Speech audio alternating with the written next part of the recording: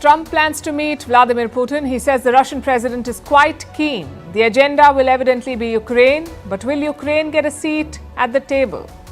Can Donald Trump end the war he promises to end on day one in office? And will Putin play ball? We'll discuss all of this. For now, the world's focus is on Trump's inauguration. Many world leaders are invited, including Chinese President Xi Jinping. He won't go. We'll tell you who will. India is preparing for its Republic Day celebrations, but there may be a problem with the chief guest. Reports say he may fly to Pakistan on the very same day. How many hours in a week should you work? A major debate is raging in India after a corporate boss pitched a 90-hour work week and working Sundays. In Los Angeles, the wildfires are still swallowing buildings as looters ransack abandoned homes. Why are restaurant owners taking Swiggy and Zomato to court over quick food delivery? Was tennis star Novak Djokovic poisoned in Australia? Why is Nigeria firing officials from its anti-corruption body? How technology and bird lovers are causing a whole industry to boom? And all about the Maha Kumbh, the biggest human congregation in the world, this time with drones and artificial intelligence. All this and more coming up. The headlines first. Donald Trump sentenced to an unconditional discharge in the hush money case where he was convicted of trying to cover up payments made to an adult film star. This ruling allows the US President-elect to avoid jail time, fines or probation. The judge cited Trump's return to the White House as the rationale for the sentencing. Israel's military strikes Houthi targets in Yemen, attacks a power station and ports on the western coast. The Israeli defense minister says the strikes are a message to the Iran-backed Houthis, promising to hunt them. In recent weeks, the Houthis have stepped up their missile attacks on Israel. A stampede at a landmark mosque in Damascus kills at least 3 people. The incident took place during a charity event in the mosque, where people were trying to get free meals. A large crowd had gathered in the mosque's courtyard, leading to the stampede. In Venezuela, Nicolas Maduro takes oath to begin his 3rd presidential term. His swearing-in was marred by protests over the disputed July election results. Venezuela closed its border with Colombia for this inauguration, citing international conspiracy. Maduro has been in power since 2013. France accuses Algeria of trying to humiliate them as the crisis deepens between Paris and its former colonies. Several Algerian influencers have been arrested in France for inciting violence. In November, the North African country arrested a French-Algerian novelist, angering Paris. Algeria won its independence from France in 1962. And Kenya's High Court moves to decriminalize attempted suicide, declares it unconstitutional to treat suicide attempts as a crime. Suicide is illegal in the East African country. Those who attempt it face a fine and up to 2 years in jail.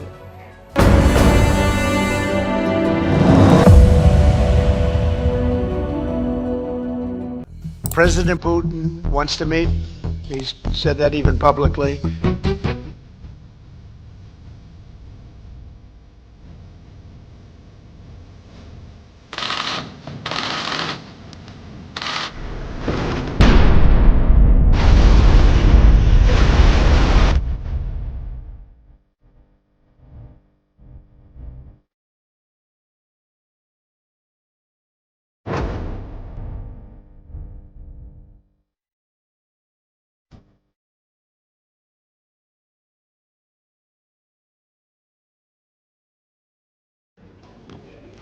Donald Trump and Vladimir Putin are planning to meet, which can only mean one thing. They want to end the war in Ukraine, or at least try to end it. Trump has promised to stop the fighting on day one in office, but for that, he needs Putin. Reports say both men had a phone conversation in mid-November. This was after Trump won the election, but neither side confirmed it. In fact, the Kremlin outright rejected those reports. This time, though, they are being open about it. Trump says Putin is keen to meet him. He says his team is making the arrangements. Listen to this. President Putin wants to meet. He's said that even publicly. And we have to get that war over with. That's a bloody mess. Soldiers are being killed by the millions. I looked at some very graphic pictures yesterday. The soldiers that are being killed, you know, it's a flat field. The only thing that stops a bullet is a body. And what is Moscow saying? Well, they too are keen on talks with Donald Trump, but only after his inauguration. President Putin has repeatedly declared that he is open to contacts with international leaders, including the President of the United States of America, including Donald Trump. We see that Mr. Trump is also declaring his readiness to solve problems through dialogue. We welcome that. In all likelihood, there will already be some movements after Mr. Trump enters the Oval Office. Putin and Trump have a good equation, as good as a US president and a Russian president can have. In 2018, they held a bilateral summit in Finland. They also met on the sidelines of multilateral summits like the G20 and the Asia-Pacific Forum. During the pandemic, Trump sent COVID tests to Putin, that too in secret. Reports say they kept in touch even after Trump left office. A recent book claims that they spoke 7 times after 2021. Again, neither side has confirmed any of this. We don't know when the next meeting could happen, but chances are it will happen on neutral turf. Trump and Putin met in Finland, which was neutral back then. And Biden met him in Switzerland, which is again neutral. As for the agenda, we don't have to speculate. It will be Ukraine all the way. Having said that, there are 3 things to watch out for. Number 1, will Zelensky get an invite for this meet? Ideally, he should. The talks will focus on a war in his country, so it's pointless without him at the table. That's the first point. Number 2, how will Europe react to this? Their big two have softened their position on Russia. In November, Chancellor Olaf Scholz spoke to Putin. It was their first conversation since the war began. And it came after Trump's win. In France, President Macron is asking Ukraine to be realistic, especially on issues of territory. We have to see how Europe responds to these talks because their support will be vital to peace. Zelensky has repeatedly sought security guarantees to end the war, and he wants the US to provide them. But Donald Trump is not about to send US soldiers to uphold a peace in Europe. So that job will fall on Europe. And finally, factor number 3, will Trump actually follow through on his campaign promise? In public, he has expressed sympathy with Putin. He says he understands why Russia invaded Ukraine. You know, a big part of the problem was Russia for many, many years, long before Putin said you could never have NATO involved with Ukraine. Now, they've said that. That's been like written in stone. And somewhere along the line, Biden said, no, they should be able to join NATO. Well, then Russia has somebody right on their doorstep, and I could understand their feeling about that. But we can't go by the rhetoric alone. Trump has appointed an envoy to settle this war. His name is Keith Kellogg. Now, Kellogg has explained his ideas in a paper. He says Ukraine should get aid only if they participate in talks. And what if Ukraine agrees but Russia does not? Well, then the aid should continue, at least according to him. So Trump's policy is not set in stone. He has a record of radically changing his position, and that is what Zelensky is counting on. Trump's unpredictability. Трамп може бути вирішальним. We had several conversations during meetings or telephone conversations. I think he is strong and unpredictable. I would like Trump's unpredictability to concern, first of all, Russia. I think he really wants to end the war. I think this is true. It all hinges on that Putin-Trump meeting, on who has the upper hand when the talks begin. Ukraine is trying desperately. This week, they launched a new offensive in Kursk. Remember, Kursk is a region in western Russia. Ukraine occupied parts of it last year. They're hoping to use it as a bargaining chip. Kyiv is also escalating attacks in the east. Russia says they launched a missile attack on Donetsk. Take a look. Начать экстренную запись.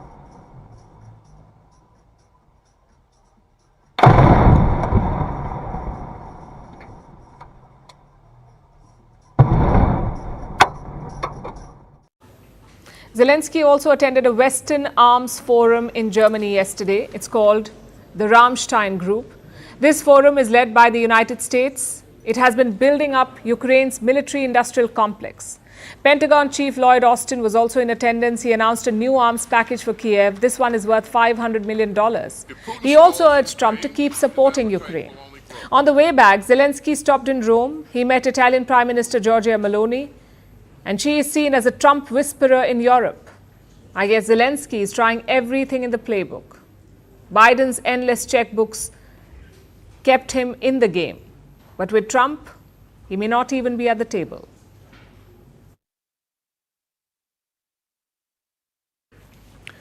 Putin is not the only world leader on Trump's calendar. He's going to have a packed schedule in the weeks ahead, starting with his inauguration in 10 days from now. Donald Trump has an elaborate guest list. At least 8 world leaders have been invited, and topping the list is Xi Jinping, the Chinese president. He was among the first world leaders who got an invite, but he is not going. Instead, Xi Jinping is sending one of his top representatives. Beijing has not named the man yet, and we say man because there are no high-ranking women in the Chinese government, so it's going to be a man. Let's tell you about the names doing the rounds. Han Zheng is one of them. He is one of China's vice presidents. In the past, he stood in for Xi Jinping, but mostly in ceremonial roles. Another probable is China's Foreign Minister Wang Yi. He could be sent to the US.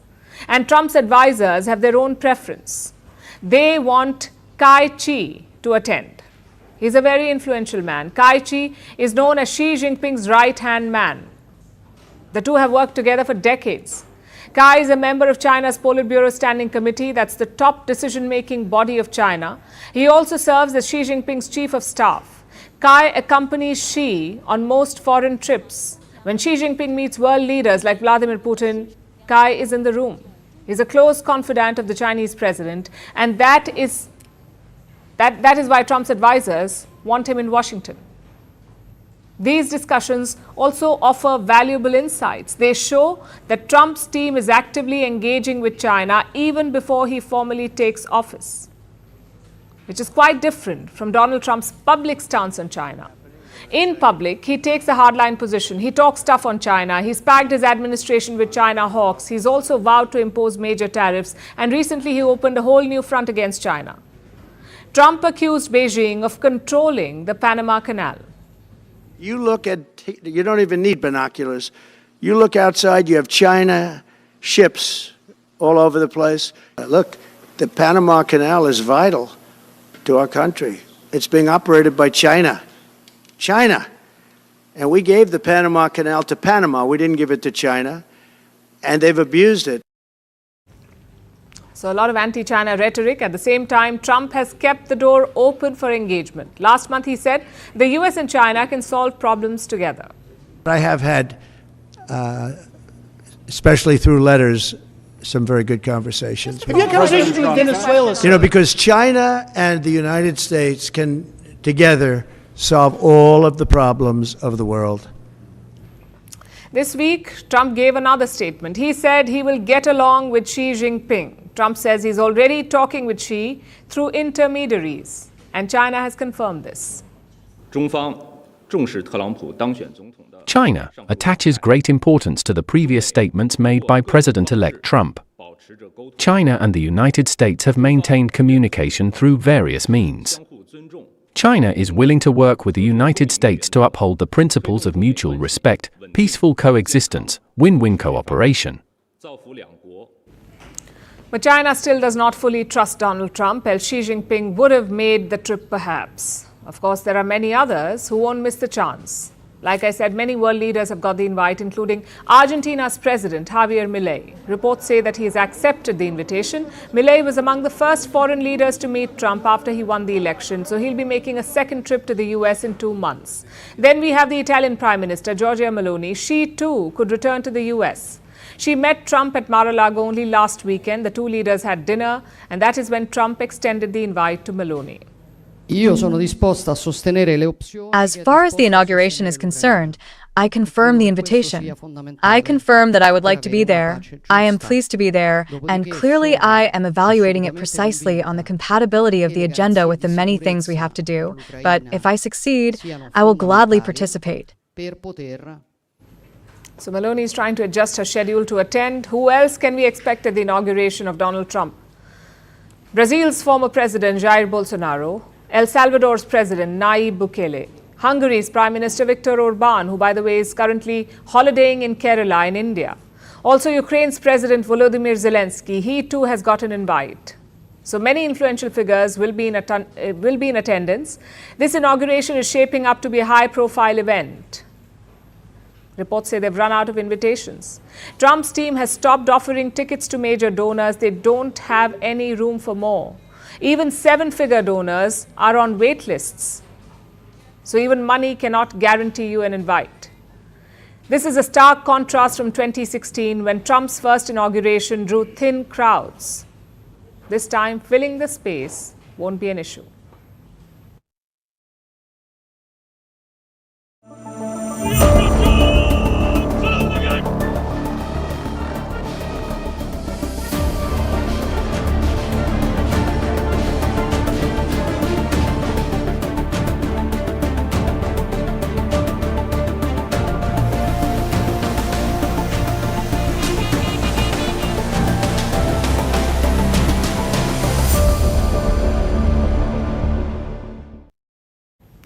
India's Republic Day is coming up on the 26th of January. We commemorate the day we adopted our constitution. We celebrate our transition into a republic. Every year we have a grand Republic Day parade in India. It takes place in the capital, New Delhi. There's always a chief guest at the event, the leader of a friendly nation, who brings along a contingent of soldiers to join the parade. Obviously, this takes time and effort to arrange. It's not something that you can put together at the last minute. So the guest is always confirmed well in advance, and the public is usually informed ahead of time. But it's been rather quiet this year. The government of India has not officially announced the chief guest yet, even though it's almost certain to be the new president of Indonesia, Prabowo Subianto. Last year's chief guest was French President Emmanuel Macron. His visit was confirmed in December. Before Macron, there was Abdel Fattah el-Sisi, the president of Egypt. His visit was confirmed 2 months in advance, in November 2022. The Wuhan virus pandemic derailed the 2021 Republic Day parade, but before it struck, Brazil's then President Jair Bolsonaro was a chief guest in 2020. His visit was also confirmed by November the previous year. So why is the Indian government suddenly silent about Prabowo's visit? The answer may lie with India's noisy neighbor, Pakistan. Pakistani media reports suggest that Prabowo is headed there. He is planning a 3-day trip. He plans to go immediately after attending India's Republic Day parade on the 26th of January itself. This may be the reason for the Indian government's silence, because let's face it, it is not ideal. Prabowo has been invited to New Delhi as the chief guest on an important day. So for him to fly off to Pakistan right after that is awkward, to say the least. Perhaps Prabowo has not considered the optics, or maybe he did not get the memo on dehyphenation. Dehyphenation is a foreign policy initiative. India has keenly pursued this over the last 2 decades. Up until the early 2000s, foreign leaders would club visits to India and Pakistan, get both visits done in one go. Former US President George W. Bush did this in 2006. He came to India to sign the landmark India-US Civil Nuclear Agreement and then flew off to meet Pervez Musharraf in Pakistan. It wasn't a good look back then either. So India started making it clear that this was not appropriate. It wanted leaders to separate their trips, keep their relations with India and Pakistan separate, thus dehyphenate both the ties and the trips. Every American president since Bush has respected this. Barack Obama, Donald Trump and Joe Biden, all of them came to India and all of them chose to skip Pakistan.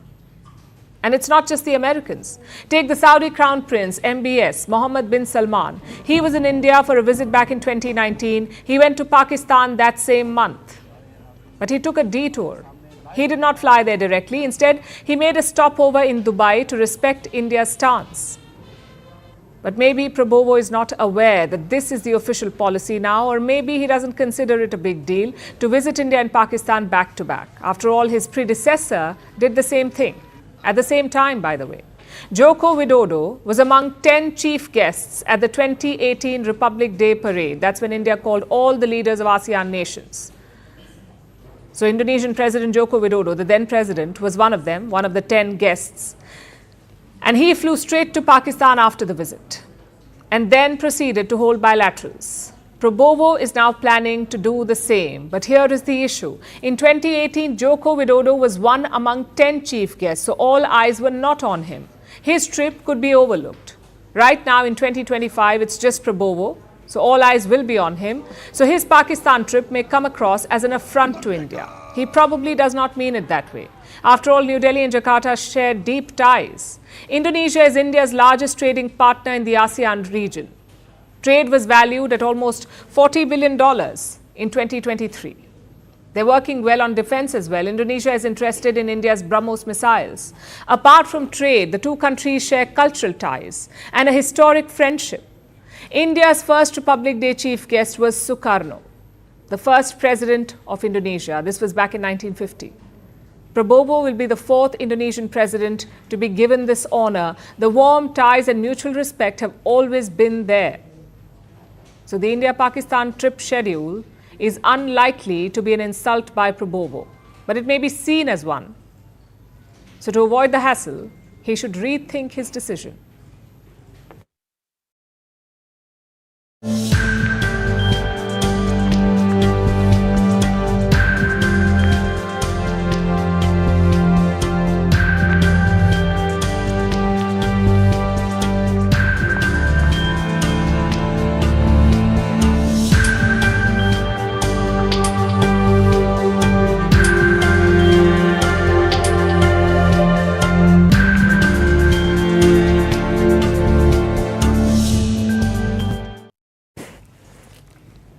It's Friday. I'm sure everyone is already in weekend mode. You're looking forward to 2 days without work. But what if you had to work on Saturday, or worse, on Sunday? You would probably feel deflated and angry. But that's what the chairman of Larsen & Toubro is pitching. Now, Larsen & Toubro, L&T as it's called, is an Indian multinational. They work in heavy industries and construction. Their chairman is S.N. Subramanian. Let me quote from what he said. I regret I'm not able to make you work on Sundays. If I can make you work on Sundays, I will be more happy because I work on Sundays. What do you do sitting at home? How long can you stare at your wife? How long can the wives stare at their husbands? Come on, get to the office and start working. And he did not stop there. He also advocated for 90-hour work weeks. Let me repeat that, 90 hours of work per week. To put that in context, the average in the US is 36 hours per week. In China, it is 48 hours. So needless to say, 90 hours is unfair and borderline impossible. You would have to work all 7 days. These comments have triggered major backlash online. Take a look.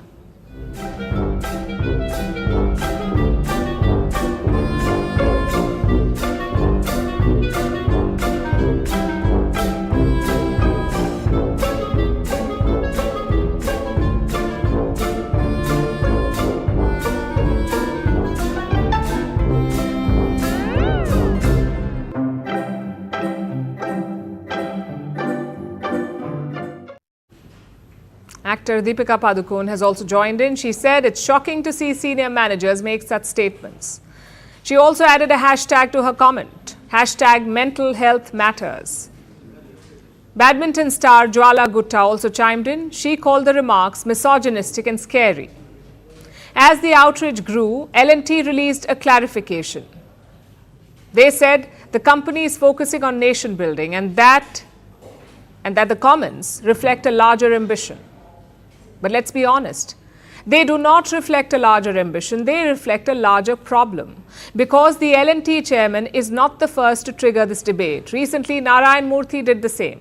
He called for 6-day work weeks in India. These are titans of India's corporate sector. They have built companies and institutions. They have created millions of jobs. So how are they getting this wrong? Tonight, let's try to answer that question. The average age of an Indian CEO is 57 years. But as a country, we are much younger. The average Indian is just 28 years old. We are talking about a massive age gap here. This leads to different opinions and perceptions, different, not necessarily wrong. And corporate leaders need to realize that. They must reach out to younger workers, understand their concerns, and listen to their viewpoints. If not, such debates will never end. You cannot copy-paste your experiences to present times. That's a recipe for misunderstandings. Plus, we need to be rational about it. People work more when there is incentive to work more. In this case, who has more incentive? A CEO with stock options or an employee with no stake in the company? I think the answer is obvious. Founders and CEOs will naturally like to work harder because when the company succeeds, they become millionaires. And the employees? Maybe a promotion or a hike. In fact, we are seeing that in India right now. Corporate profits are at a 15-year high. They have increased 300% in the last 4 years. Yet salaries are stagnant. They have increased between 0.8 and 5.4%. If you account for inflation, it's actually negative. So what is the incentive for these workers? Their companies are making more money than ever, yet they are not benefiting. And finally, we need to end this obsession with time. More time does not mean more productivity. In fact, it means the opposite. Let me show you this study by a Stanford professor. He looked at workers in a munition factory. One set worked for 70 hours a week, the other worked for 53 hours. And guess what? The 70-hour group had 19% less output. And this is just one example. Most studies link more hours to less productivity, and the reasons are quite obvious. You get less sleep, you have less energy, and you don't have time to focus on your family, so you end up burnt out. Then why do companies persist with it? Well, no one has been able to answer that. Some say it's because corporations are inherently rigid. They do not like big changes or tweaks. Others say it's because time is easier to measure. Either way, companies and corporate leaders must realize the truth. More hours does not equal more output. And if they disagree, we have a question for them. You are set to undergo a dangerous, a serious operation. You have 2 doctors to choose from. One who works all 7 days a week, the other who works 5 days a week. Which one would you trust to operate on you? Vantage continues after a short break. Well, they called for an appeal, and as you know, they acknowledged what the judge said about no penalty, and there's no penalty. But we're going to appeal anyway, just psychologically, because frankly, it's a disgrace. It's a judge that shouldn't have been on the case. He's a highly conflicted judge, and they called for an appeal. So I read it, and I thought it was a fair decision, actually. So I'll do my little thing tomorrow. They can have fun with their political opponent. As you know, I'm under a gag order from a judge. This is a first. This was an attack of a political opponent. And if you take a look at it, I'm not supposed to be talking about it, so I won't. I'm the first president and probably one of the first candidates in history that's under attack with a gag order, where I'm not allowed to speak about something. And they ought to find out what that's all about. And this is a long way from finished. And I respect the court's opinion. I think it was actually a very good opinion for us because you saw what they said. But they invited the appeal, and the appeal is on the bigger issue. So we'll see how it all works out. I think it's going to work out well. Off the top, you mentioned the Carter funeral today. What were you talking to Barack Obama about? It did look very friendly, I must say. I didn't realize it. I didn't realize it, how friendly it looked. I saw it on your wonderful network just a little while ago before I came in, and I said, boy, they look like 2 people that like each other. And we probably do. We have little different philosophies, right? But we probably do. I don't know, we just got along. But I got along with just about everybody on that. We met backstage, as you know, before we went on. And I thought it was a beautiful service, but we all got along very well, which is good.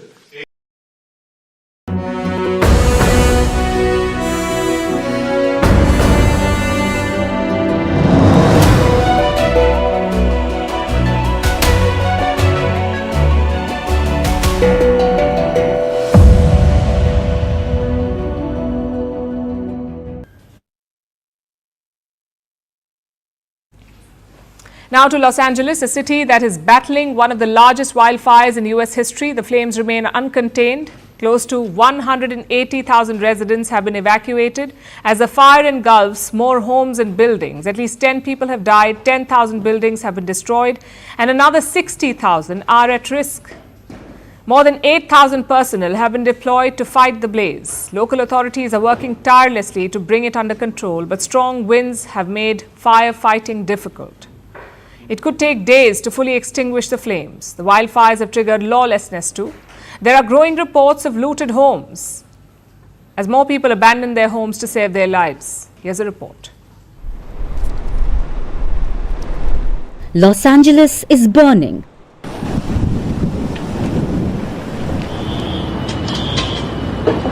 It's a scale of devastation the city has never seen before. At least 10 people have died. The fires have spread across 35,000 acres. 10,000 buildings have been destroyed, another 60,000 are at risk. The damages are worth well over $100 billion. This is the costliest wildfire in US history.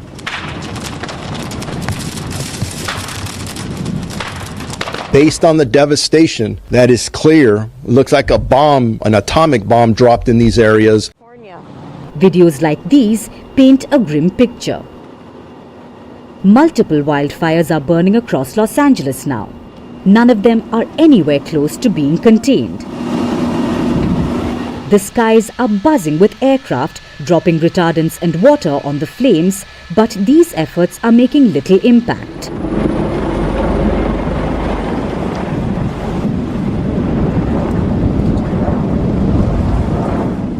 For the victims of this fire, these losses are personal and real. Los Angeles is home to Hollywood. The wildfire is even threatening the city's iconic Hollywood sign. Many A-list celebrities have lost their homes. This includes names like Mel Gibson, Adam Brody and Paris Hilton, who shared a video of her charred home in Malibu.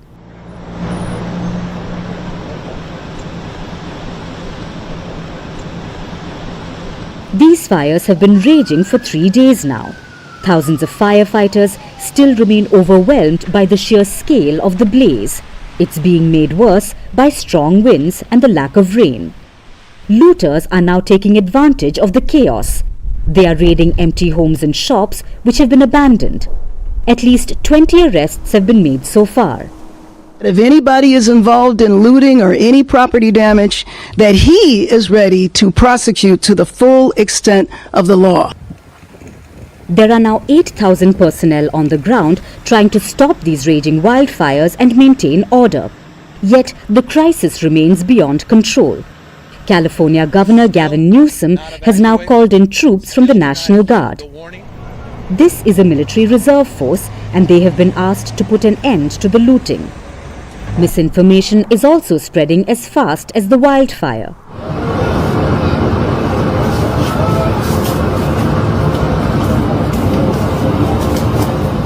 This video is doing the rounds.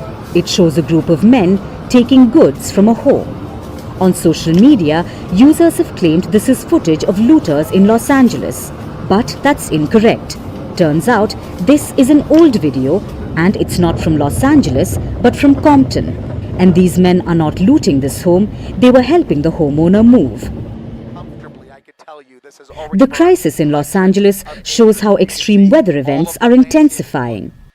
And this exposes just how unprepared our communities, our governments and public spaces are to deal with it.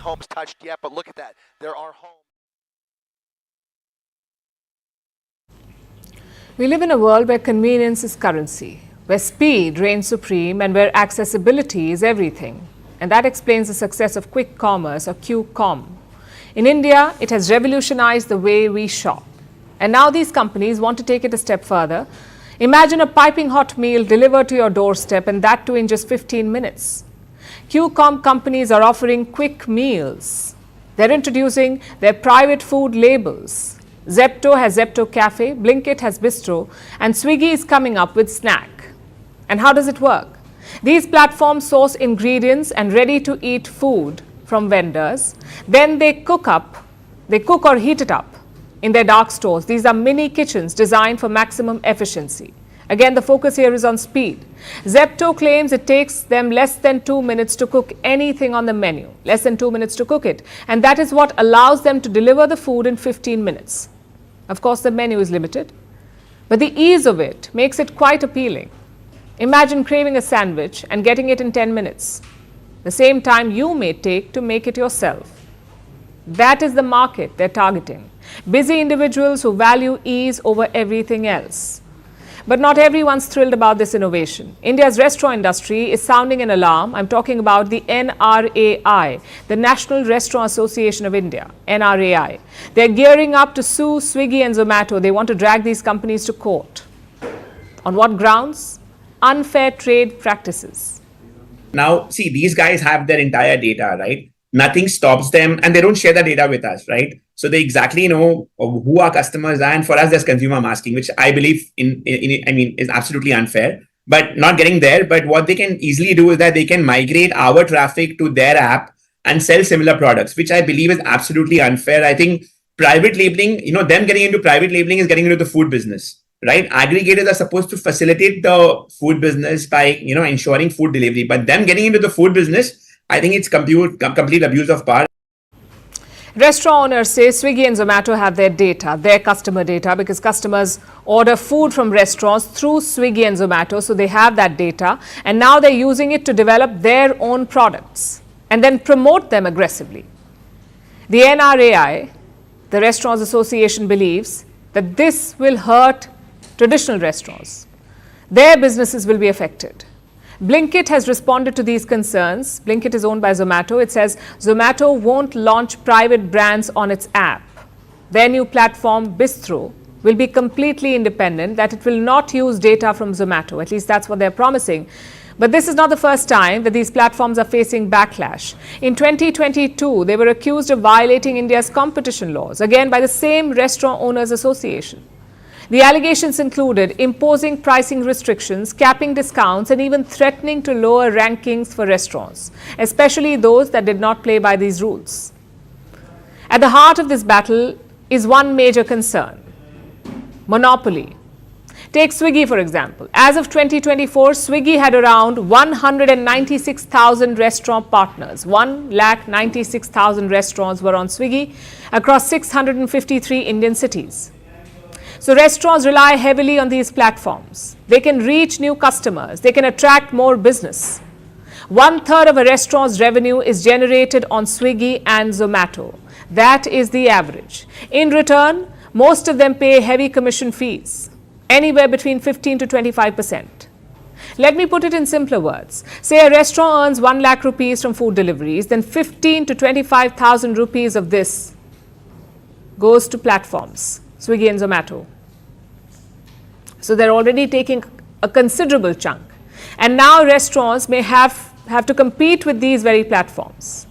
Remember, this debate is not just about profits or competition, it's also about the future of India's food industry. Yes, quick commerce is great, but the flip side is the pressure that it puts on traditional businesses, like your small family-run restaurants. They simply cannot match the scale or speed. The Restaurant Association argues that this creates a fundamentally uneven playing field that leaves restaurants with limited choices and owners battling with shrinking margins. And by the way, it's not just restaurants who are at the receiving end in this game. Across the board, QCOM platforms promote their homegrown brands. They push them on their websites. So it's the first thing that you see when you search for an item. And they offer discounts too. Amazon, for instance, often uses such aggressive tactics to make sure that customers buy Amazon's own private label products. Same with Grofers and Big Basket. Everyone is pushing their own labels. For the customer, it may feel like the ultimate win, a hot meal in just 10 to 15 minutes, or even cheaper products. But will this innovation push out the smaller players, or will it force industries to adapt and evolve? Either way, one thing is certain: the battle between convenience and fairness is far from over. As India's food delivery giants push the boundaries of what is possible, this could be a defining moment for the future of food commerce.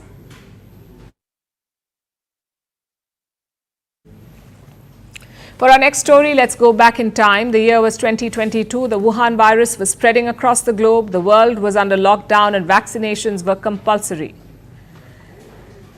At this time, an unvaccinated Novak Djokovic landed in Australia. He was going to compete in the Australian Open, but the tennis star was instead detained and finally deported.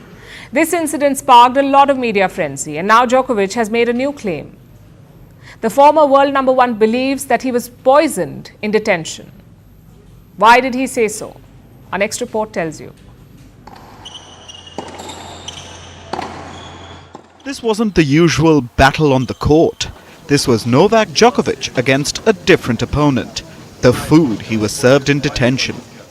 The 24-time Grand Slam winner claims he was poisoned. The story began in 2022.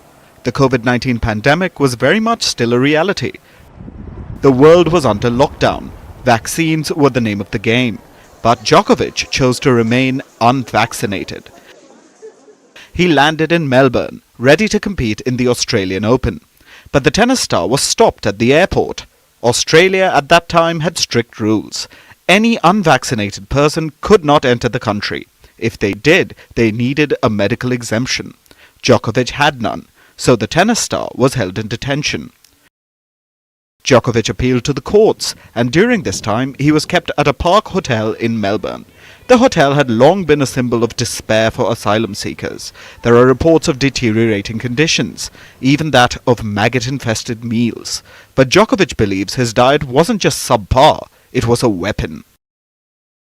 I realized that in that hotel in Melbourne, I was fed with some food that poisoned me.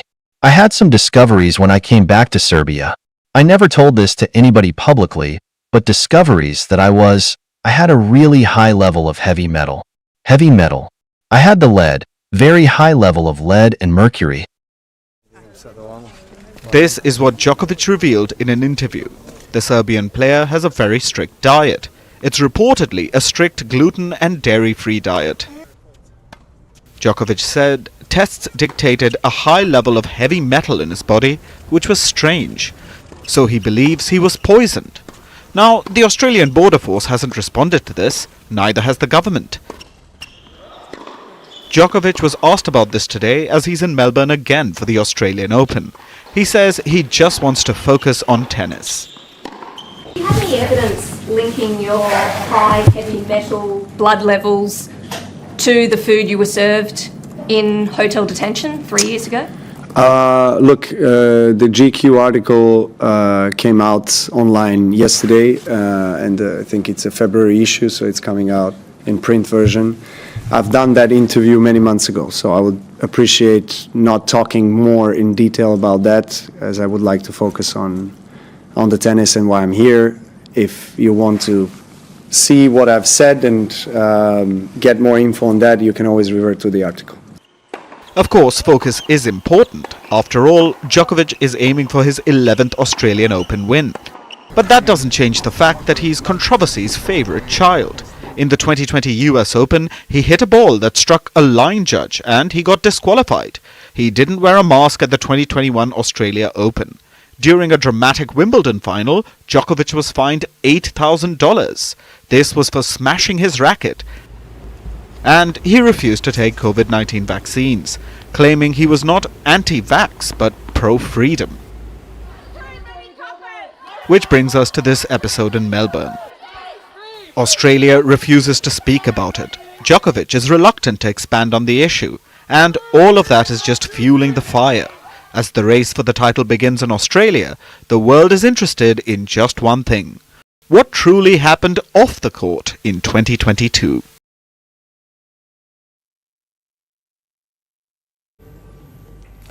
Our next story is about corruption. This is a global problem. It plagues a number of countries, but some more than others. Among those at the top of the list is Nigeria. Nigeria is Africa's most populous nation. It used to be Africa's biggest economy as well, but it has now slipped to fourth place. This slide is often linked to President Bola Tinubu, his economic policies and his reputation for corruption.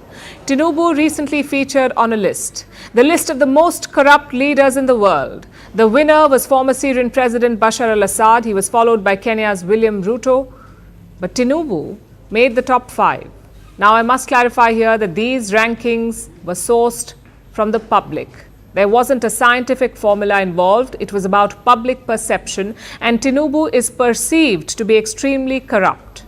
So is his government.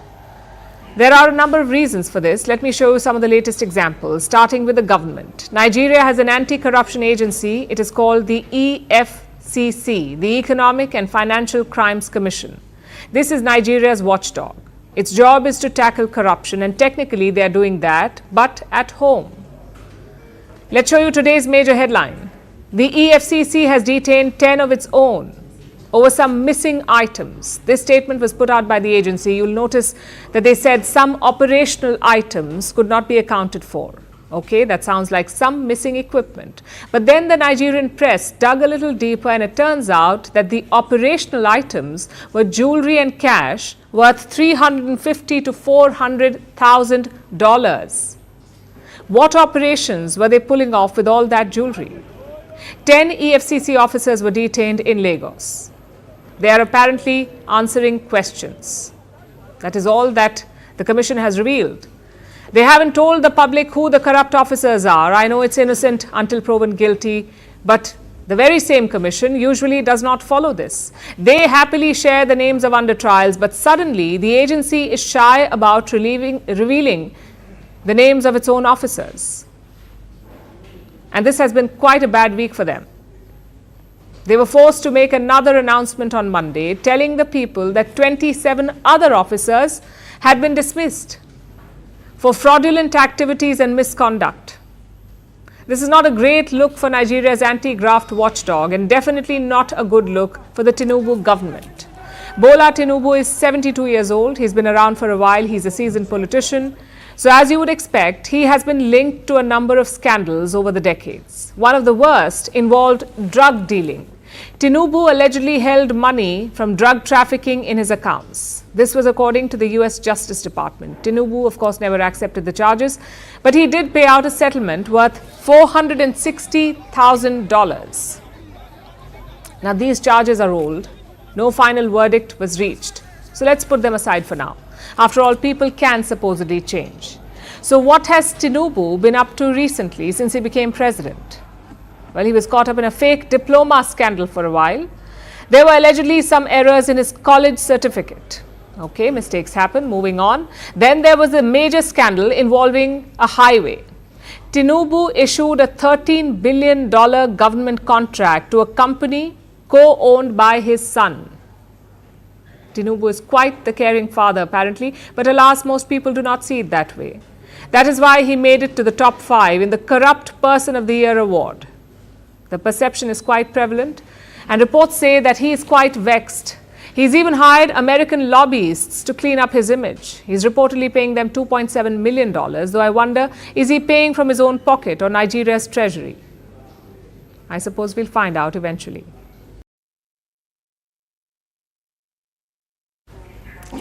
Every 12 years, a temporary city is conjured on the banks of the river Ganga in Prayagraj, in India's most populous state, Uttar Pradesh. It is complete with roads, pontoon bridges, toilets, and temporary housing. This year, the city is taking shape again. Millions of visitors are settling into their tents. The air is thick with devotion and excitement, and Prayagraj is all set for the Maha Kumbh. This is a Hindu pilgrimage. It will begin on January 13th. Then go on for 45 days. During this period, people will bathe in the sacred Ganga and Yamuna rivers. This is unlike any other pilgrimage. It is held every 12 years and it is a mega event. Maha Kumbh is the world's largest gathering of people. This year, more than 400 million visitors are expected to attend. This is roughly 3 times the population of Russia, 400 million. This is more than thrice the visitors compared to the last Maha Kumbh, which was held in 2013. So this is a record-breaking projection. But it's not surprising. If you had $1 for every time a movie showed a child getting lost at a Kumbh Mela, you'd have enough money to make a film yourself. Because that is the reputation. Crowds, stampedes, separation.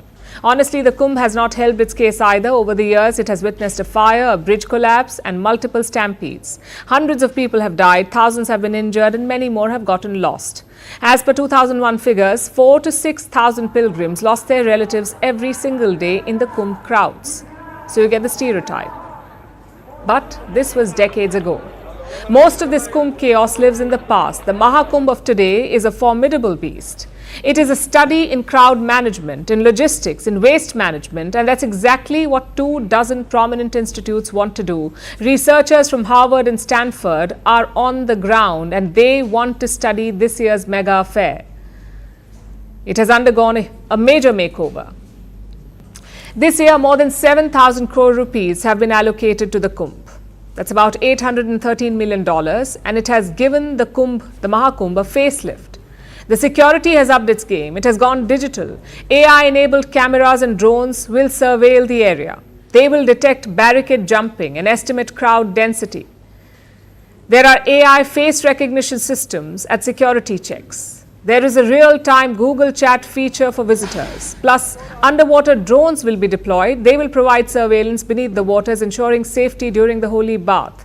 Apart from this, infrastructure has been upgraded. Authorities have earmarked $185 million for waste management alone. More than 150,000 toilets have been set up. There is an AI-driven parking system. Pilgrims can pre-book their parking spots. AI will predict parking patterns. Plus, there are EV charging stations, vehicle maintenance stalls, and special transportation has been allocated. We are talking about thousands of buses, trains, and helicopters.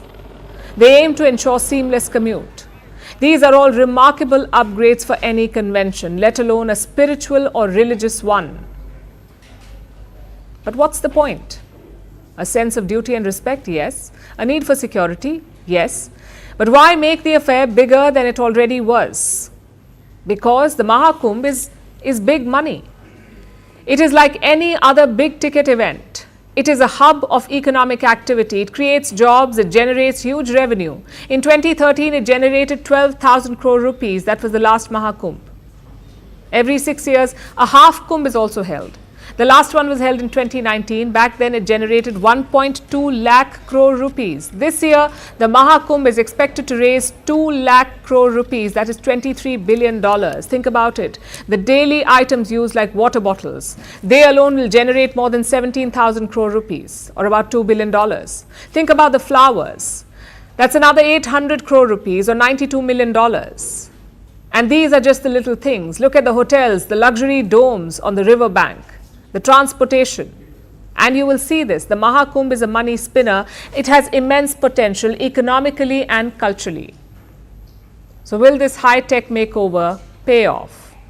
We'll find out in a few days. Vantage continues after a short break.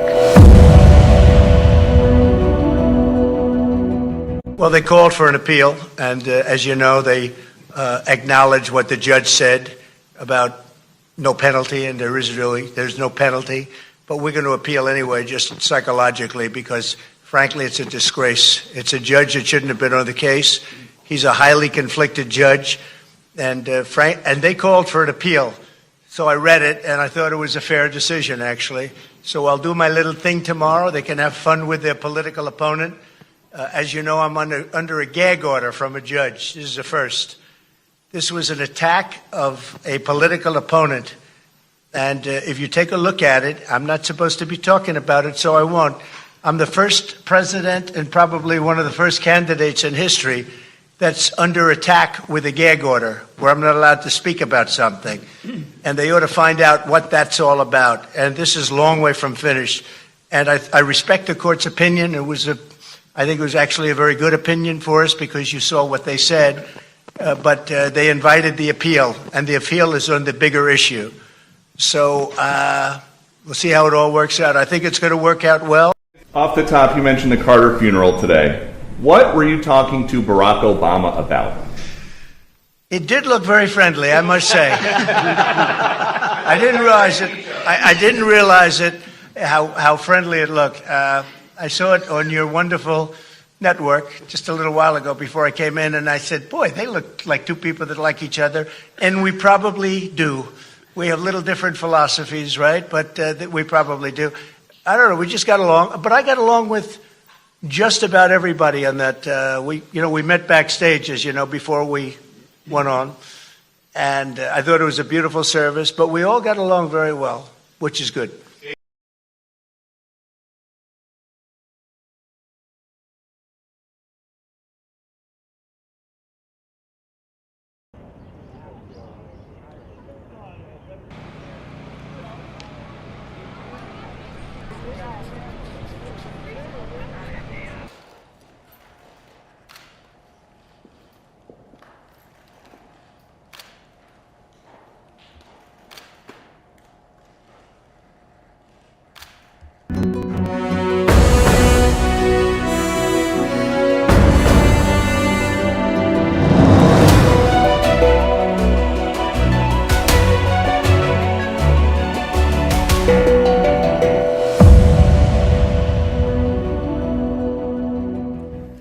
Yesterday was former US President Jimmy Carter's funeral. It was supposed to be a somber occasion, but all anyone could talk about was a presidential club. All the living ex-presidents and vice presidents were in attendance, and all of them sat together. Just think about the animosity there. Some of it was quite evident. Mike Pence's wife refused to shake hands with Donald Trump.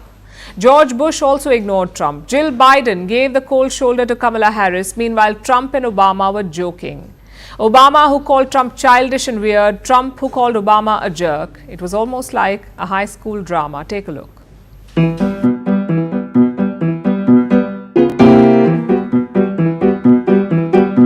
What were you talking to Barack Obama about? It did look very friendly, I must say. I didn't realize it.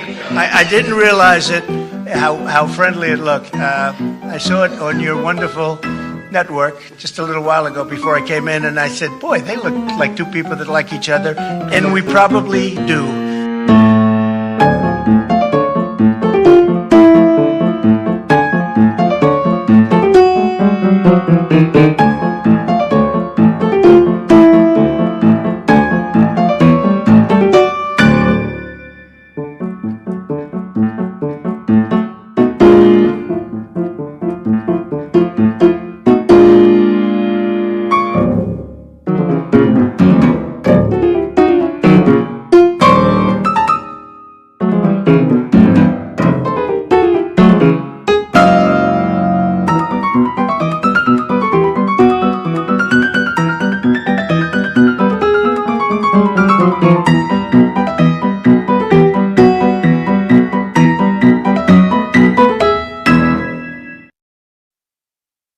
Now it's time for Vantage Shots, images that tell the story. Missiles strike a supermarket in Russian-controlled Donetsk. A cold snap brings heavy snowfall to western and northern Japan, and cleanup continues on the Black Sea coast after the oil tanker spill. Finally, taking you back in history, on this day in 1946, the first meeting of the United Nations General Assembly began in London. Delegates representing 51 nations attended the session. The scope and purpose of the UN was decided in this meeting. We're leaving you on that note. Thank you for watching. Have a good weekend.